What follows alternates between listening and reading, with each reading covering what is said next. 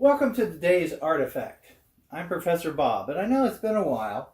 Sherry and I have been to France for 23 days, and it's the holiday season.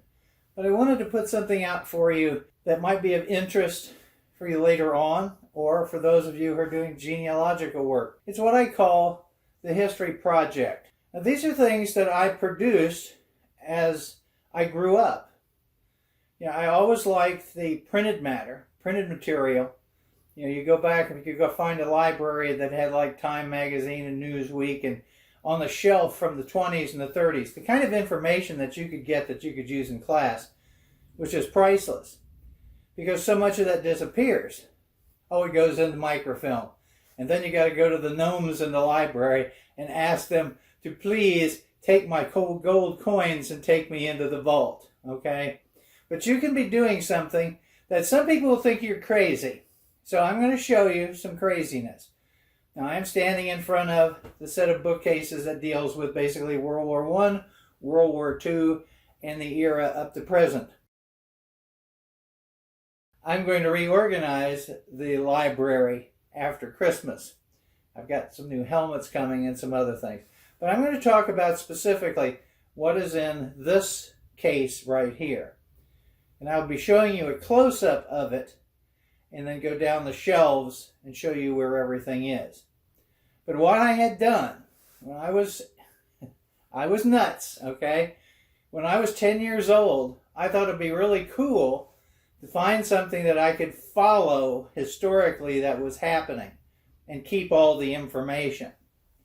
And the Vietnam War was really heating up when I was 12. My parents had bought me Time Magazine, Newsweek, and U.S. News and World Report so that I could read about current events. My dad had been 35 years on the Baltimore and Ohio Railroad, but he'd also been a newspaper reporter during the 20s and early 30s, and he covered the Lindbergh trial for one of the big newspapers. So he was fascinated by news. So we watched the news every night. Now my dad, I was born when he was 52. So there's a significant age difference. So the banter between the two of us watching the news was quite interesting. But what I did was, every week after the old magazines were finished and the new ones came in, instead of throwing them out, I tore out articles that I thought were interesting. And I decided to keep all the articles that I had on Vietnam. You can imagine how much that would be. So I would put them initially into regular manila file folders by year, in order. And then I tried to do something more with them. I put them in 3-ring binders for a little bit, but the paper was so sensitive that I needed to do something else with it. Well, later on, once I got out of college and started teaching, I then took all of those pieces of paper, all those articles, put them in the plastic pages, and created my history of the Vietnam War.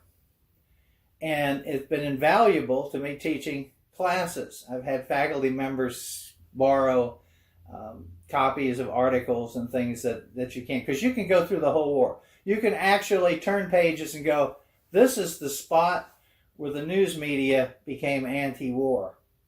And it's fascinating. Now, I did one on the space program, and I stopped doing it after the shuttle. I should pick it up with SpaceX and some other things. I did it on 9/11. I did it on Watergate. And I've done it on the War on Terror. So I have from our invasion of Afghanistan until we have left. It's gigantic. I have the invasion of Iraq, Desert Storm, and then our being in Iraq for that whole period of time. So it does pile up, and you do reach a point where you go, oh, okay, need to kind of stop doing this. But it is something that you can do if you find a topic that you're interested in. You can find, for example, the pandemic, keeping track of articles and whatever on the pandemic, tracking it as it goes across. The incident with the election and January 6th, certainly going to be more important than Watergate. But there's all of that material. But I think that the one problem that we have at this particular point when I was collecting articles through all this time period, there was a little bias here and there, but you could find plenty of information on all sides. Now it's hard to tell who's telling the truth, and we do so much electronic media that it's probably a little harder. I know when we withdrew from Afghanistan, I looked and looked and looked for Time and Newsweek on those dates.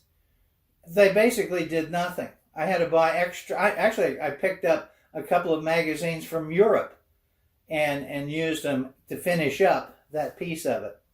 Well, I'm going to show you a little closer view of this shelf, and then we'll go to my desk because I want to show you the most popular method of doing this. So we start up here at the top, and one of these is the election with Jimmy Carter, and the other one is Watergate. And the Watergate one is basically autographs and articles, and I kept track of all of the obituaries of the people involved in Watergate, so those are included. Then you see the shelf that has all the Vietnam stuff. As my draft card, I did not serve in Vietnam, so that is being displayed dishonestly, but it was given to me by one of my friends that I wrote constantly when he was in Vietnam, and I kept him from burning his material so that he could have it for his family later on. And when he got it back, he gave that to me. And then these are the articles that I have on Vietnam. Now, it doesn't look like a lot, but his pages are very, very thin. When you see the other project I'm going to show you at my desk, those are much thicker pages. Then we come down to Watergate. These are all of the books from the House hearings and the Senate hearings. This one's signed by Rodino. Then all the books on Watergate, all autographed. And we get down into some more Watergate. And then we come into the Iraq, the Desert Storm. And then we have 9/11. This part right here is strictly just 9/11 material. And then on the bottom shelf, that is the war in Iraq and the war on terror, as it goes all the way through. There's actually another set that's over here, so it's quite extensive. So I'm going to show you what these look like and some ideas for you. So let's go to my desk. Here's a better view of what I was trying to show you on the shelves. So here we are at the top with the Watergate, and then here's the Vietnam section that I was talking about with the medal from my friend. Watergate material, more Watergate material. All those books are autographed. Then we get down to the Cold War. Get a nice little nesting doll with the Russians there. And then there's Desert Storm 2. And then there is the material I was talking about at the bottom, which is the war in Iraq and the war on terror. Well, here we are at my desk. And as you can see, I'm buried under materials. What I'm going to do first is I'm going to talk about this. Now later on, you've all seen the videos with Sherry talking about her genealogical work. Well, this is the most common form of historical work that people do. They check out their families. And she's been working on it and working on it and working on it. And what you see here is 17 generations of her family. Pictures, articles, all sorts of stuff. Even paintings from the back. It goes all the way back to 1188 at this point. Now, she used Ancestry.com, and she also used what is called Family Tree Maker. Now, one of them is online. The other one is you download it to your computer. And then in order to make these books, she had to get another program, and that's the Family Bookmaker. She will explain all of that to you. But I will show you some examples of what she has in here. And it is unnerving because when you're doing two different programs, mixing them together, sometimes you get duplicates when you're talking about this many people. That could be a problem. Or, for example, there is not a book guide to this new program from Family Tree Maker. They're in the process of making one, but they don't have it in hard copy. So you use the older one and it doesn't function quite as well. But you can literally start with the generations and see everyone, not just on the line. It has pictures. She has tons of pictures. She's found paintings of some of the people in the past. We may have actually, our two families may have connected. There are a bunch of Pucketts that come into her family in the 1500s. And Paget is Paget, Puckett, and a variety of other names in English history. Now, in the old days, the English records were free to access. Now it costs to do that. But this is the most common thing. People collecting their birth certificates. You use Find a Grave to find grave sites. It's all encompassing, and it can just literally take you over. The reason we have these is that she's going to give these as Christmas presents to her daughter and granddaughter. Although the granddaughter's not getting a printed copy of it, she's going to get the granddaughter's going to get a USB with this on it. It's a little cheaper. If she wants one of these, we'll do one for her. And so here's some examples that you'll find from in this particular work on Sherry's Willoughby genealogy.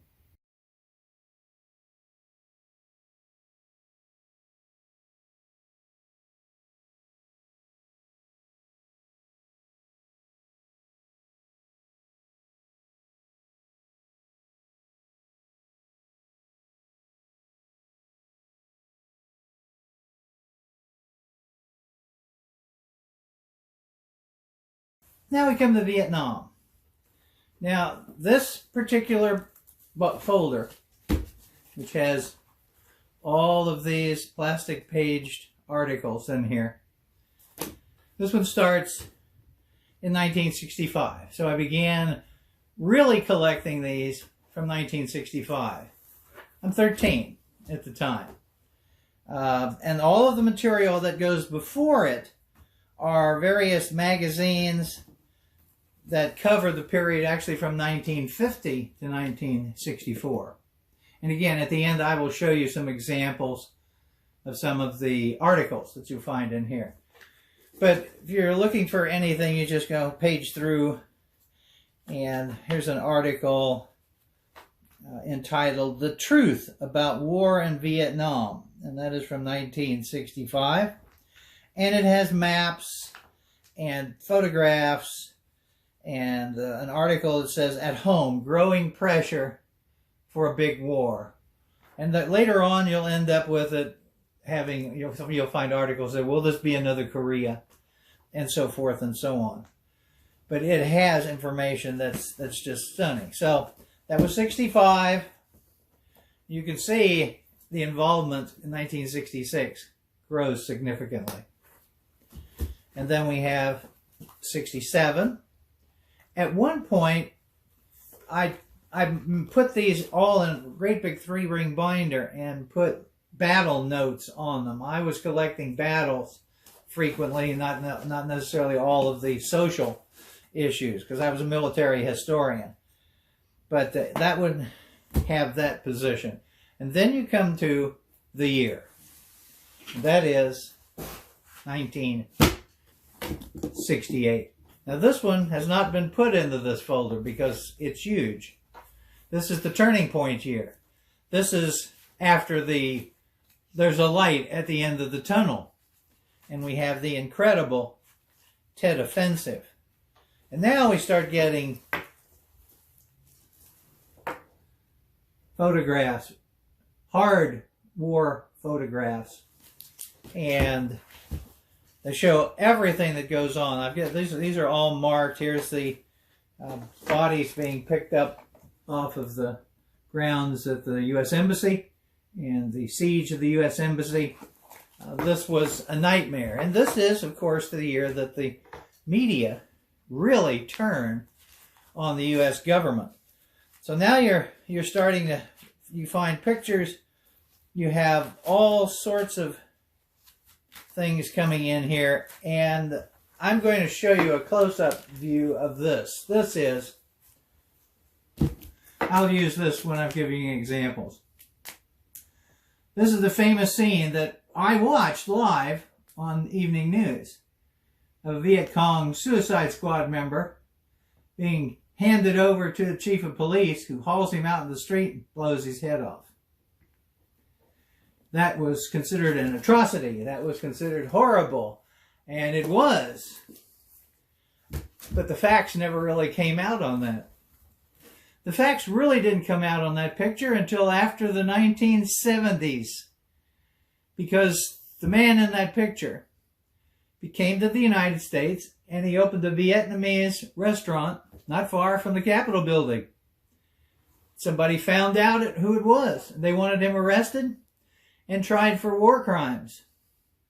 And then the facts came out. The facts were this. He was chief of police. He was heavily targeted. A group of Viet Cong attacked his family home and killed his entire family. His wife, his children, his grandchildren, his grandmother. They were all slaughtered. The troops killed all of them but one. He was too busy to be over protecting his own family, so they brought this man to him, and he pulled his pistol out and killed him. At that point, it was like, okay, you know. But we have all sorts of things. You know, you have the civilian killings, the My Lai massacre, you have all sorts of things. So now we start seeing more of what we're doing as being wrong. And that continues. Then you have 1969. Now, from my standpoint, it's getting real. I will be 18 in 1970. So each year this war goes on and gets closer to 1970, it's draft time. And of course, in 1970, in January, I applied for the draft. I was fortunate that I had been accepted at SMS, Southwest Missouri State University, now Missouri State University. So I was given a 2S deferment, which meant I had to maintain my grades at a certain level. I had to take a minimum amount of classes. And that was then checked every so often. But I was given a choice. I was given a choice that I could take my chances in the lottery, or I could take my deferment. Well, you don't know what your chances are in the lottery. Now, historically, I don't believe during the Vietnam War they took above 120 dates. What they did is every date in the year was basically a roulette ball, and they would draw out the numbers. Now, that year I was 362, I believe, but you don't know that until after you made your choice. Then they never took above 120. Now, what that meant was when the draft people when the Army needed troops, they would say, each month I need X number of soldiers. Missouri, you're going to provide us with this many. Well, then they will go down that list until they get that number. And so the higher your number, the better off. Now, what that meant was that when I was finished with college, I would then go back into the lottery. I was given 7 when that happened. But the war was over. They ended the war my senior year on my birthday, January the 27th. So it was kind of a letdown for me because I was looking forward to being carded and saying, look, I'm legal. Nobody paid any attention to how old you were on January the 27th at that time period, 1974, because they were just glad for the war to be over. Now, one of the things that I was surprised is during my college years, I still continued to do that. And what happened, my dad just simply saved all the magazines, and then I would come home on break and go through and put them where I wanted them. But I had all sorts of this, and it continued on through 74 is a separate one, so it's kind of blank. And then it continues 75 through 76, and then, of course, the aftermath. And the one thing that's nice, too, when you're doing a project like this, eventually you reach a point where years later, people are trying to determine the lessons. So here's an article, 15 years after the Vietnam War. I have them on 20 years after. So you can keep all of this. Now, you can imagine when I taught American history and I got to Vietnam, I had tons of stuff. And staff was just blown away by what I was talking about. And I said, and then most of the staff had served. But this was an interesting way to see that when you couple this type of material with the PBS series by Karnauer on the Vietnam War, or the CBS series on the video series on the Vietnam War, you can get a really good insight in how it changed and everything else. But this is something that anybody could do. You're just keeping track of everything. It does kind of pile up and make make very large piles. They were in boxes for a long time. They're now on the shelves, and of course, that's a little hard to hold them in place. So I'll show you some pictures of some of these, but I wanted to make sure that you had a chance to see what this looked like and what you can do as a project.